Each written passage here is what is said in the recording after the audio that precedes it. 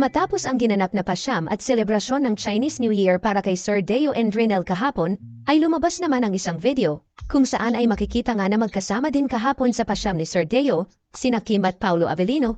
Hindi tuloy napigil ang kiligin ng kanilang mga fans dahil sa nadadalas nilang pagsasama.